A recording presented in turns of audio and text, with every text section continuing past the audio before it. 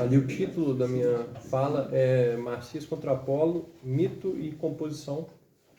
Então, essa peça aqui é uma que resume essas questões, e eu trouxe ela também por ser uma peça que foi composta e na verdade teve um processo composicional onde o flautista e professor Raul Costa Dávila, né, participou também. Então, como ele está tocando aqui, todo mundo conhece ele e tal, achei que seria uma peça legal, né? Justamente porque tem um intérprete aí, né, teve um contato com o intérprete. Então, basicamente foi ele, como surgiu, né, a peça. Ela foi um pedido dele para mim, né, compor uma peça para flauta solo, e a princípio a gente pensou o tempo também, então essas coisas foram colocadas de antemão, assim, né? Não poderia, sei lá, ser mais do que 8 minutos, ela ficou entre 7 e 8 minutos. E uma peça onde então eu explorasse algumas questões técnicas também, né? Porque aí justamente por eu ter ali o contato com ele, eu conseguiria explorar justamente o que ele também já fazia em parte e tal, e eu também consegui adentrar nessas questões que, né, de técnica expandida e tal, que não, já que eu não sou um flautista, né, então é legal muitas vezes compor com um intérprete assim e conseguir aprofundar nisso, né. Essa peça ela resultou num artigo para um congresso de história da música na UFPEL. Na verdade não foi na música, né, foi um congresso da história. Então os professores de história, etc., a parte de história, criou esse congresso que mesclava música, história antiga, música antiga, enfim, né? E aí, então, participando dele, eu escrevi um artigo também sobre essa peça, onde eu resumo tudo. Eu até ia trazer, talvez, o artigo para ler e tal, mas eu achei mais legal fazer aqui explicando mesmo, né? Ao invés de ler o artigo, enfim. E, então, esta peça, o que tem em relação ao mito? Tem justamente relação aí com o título já, né? Que é Marcias contra Apolo. Então, Marcias era um sátiro, né, dentro da mitologia, e ele então faz uma batalha contra o Apolo, onde o Apolo, digamos que, leva ele à morte, digamos assim, né? E só que nessa batalha eles tocam, né? Então achei interessante, né, trazer isso justamente para dentro da música, algo completamente musical. Então essas questões extra-musicais, né, elas determinaram a peça em certa medida. E em qual medida? É o que eu vou falar um pouquinho agora. Como vocês podem ver, ela já é dividida em imagens, né? Então eu trouxe um pouco para essa peça uma questão imagética, é algo que nem sempre eu faço, né? Às vezes eu mesclo com alguma coisa assim, com mito ou imagem, mas muitas vezes não, né? Faço algo puramente abstrato. Mas nesse caso aqui, como eu quis associar essa questão do mito, então eu trouxe algumas cenas em mente mesmo, né? E que eu tentei transpor isso ali para os títulos das partes. E claro, aí eu tentei associar parâmetros musicais com isso e tal, né? Mas que obviamente para quem escuta vai ser algo subjetivo. Mas em termos objetivos, tem os próprios títulos aqui que eu separei, que seria então como que os títulos referentes ao que o Marcias estaria fazendo em meio a esta batalha contra o próprio Apolo, né? Então, basicamente, ali, este início é heroísmo frente à batalha. Então, aqui, em função disso, eu trago um caráter, em certa medida, marcial, né? Que vocês podem ver aí pelos próprios motivos, né? Aqui alto, tá, tá, tá, tá, né? Tá, tá, tá, tá, tá, tá, né? São ritmos marciais que, claro, aí eu vou fazendo algumas variações deles, eles vão, obviamente, modificando esse caráter até o fim aqui, quando então entra a outra parte. Na verdade, ela é uma música que é tocada inteira, né? A divisão por partes é feita aqui, né? Mas aqui não para e continua, digamos assim, né? Não é uma música que tem partes no sentido de parar e continuar. É uma música, ela tem a continuidade inteira, e aqui eu faço a separação mais no sentido do caráter mesmo de cada parte, até para facilitar para o intérprete, né? E trazer à tona essa questão aí da possibilidade de trazer essas imagens. Então a segunda parte, vida nos campos e bosques. Então ali eu tento expressar algo mais idílico, digamos assim, né? com notas longas, frulatos, etc. Né? Isso é como se, eu pensei que como se o Marcia estivesse relembrando, digamos assim, de sua própria vida antes, né? Ali durante a própria batalha, né? Então ele traz algo da sua própria história, digamos assim, né? E aqui, eu não estou falando por enquanto das técnicas, depois eu falo um pouquinho aí das técnicas. Aí aqui, relações sexuais com as ninfas.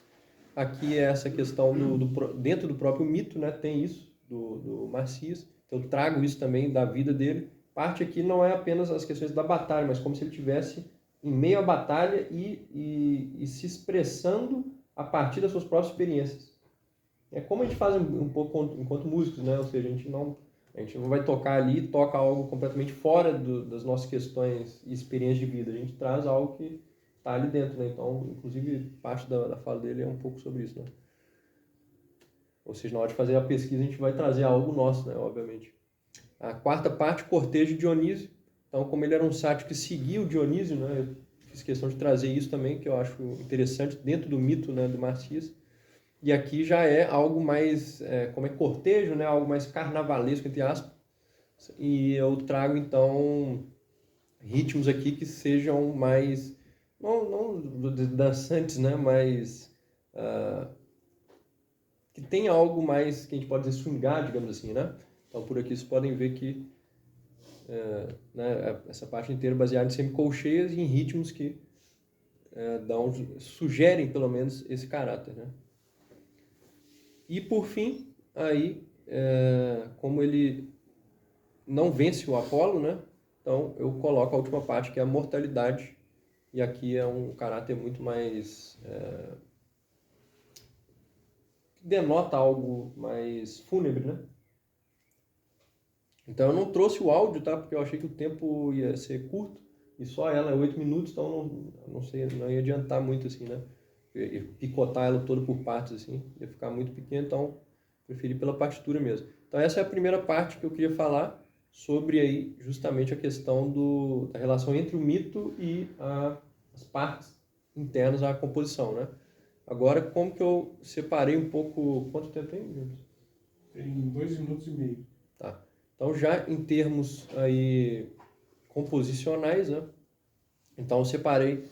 Obviamente, ela tem 5 partes, né? Que são essas 5 que eu acabei de mostrar. Então, em termos de forma, eu já tinha uma forma definida, né? A partir destas questões, e isso já estava ali no plano pré-composicional mesmo, né? E então, em termos, como que eu tentei unificar tudo, porque eu tive essa questão também, né? Como unificar tudo. Então, esta música, na verdade, ela trabalha apenas com 5 notas.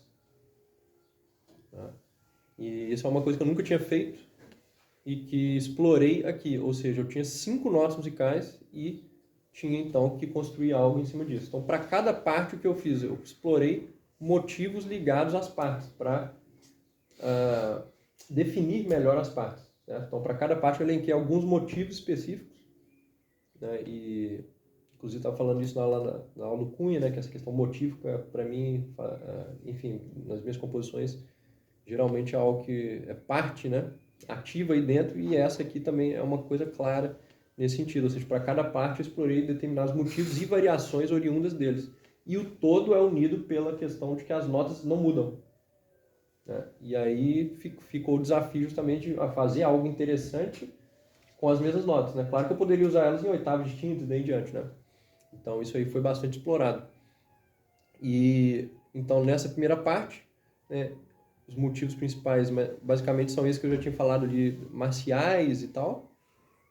E a sextina ali, e esse desenvolvimento a partir de pausas internas da sextina. Então, enfim, explora as variações oriundas disso, né?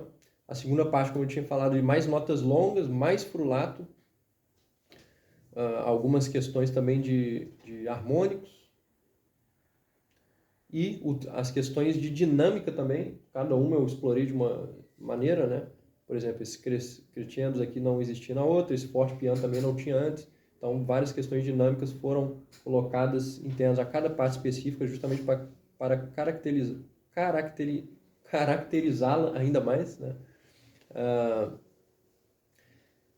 Aqui, né, já é esse jogo entre colcheias semínimas e a colcheia justamente com a ligadura, certo? E é uma parte mais movimentada, embora as questões rítmicas tenham menos pausa, ou não, praticamente não tenha pausa quase ali, né?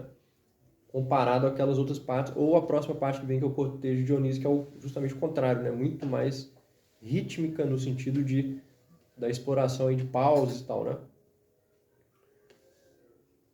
Então, nesse cortejo nessa parte do cortejo, né, eu já exploro essa questão do pizzicato para flauta, que é uma coisa que não tinha entrado anteriormente, então uma questão bem interessante, dá para você jogar bastante ritmicamente, né, como é o que pedia essa parte, foi justamente nela que eu elenquei essa técnica, e tem essa questão do frulato, da alternância entre extremo agudo e grave, né, por exemplo, nessa parte aqui tem o frulato lá no grave, e a alternância entre agudo e grave.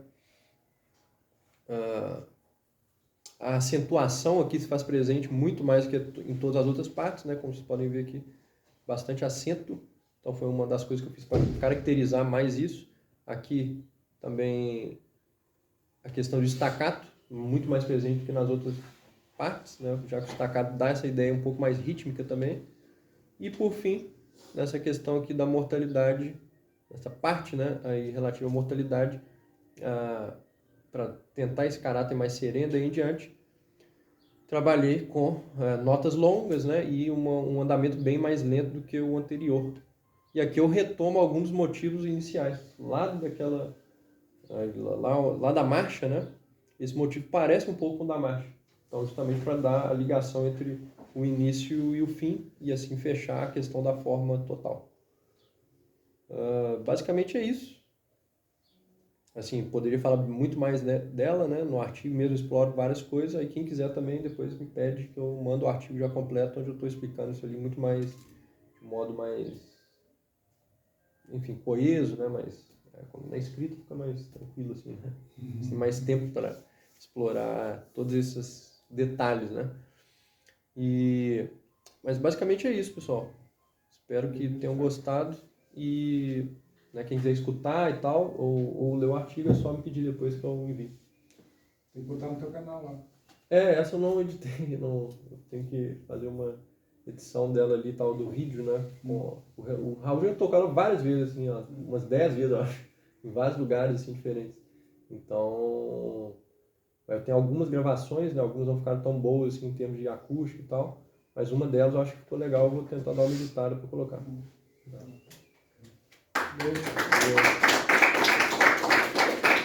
Obrigado.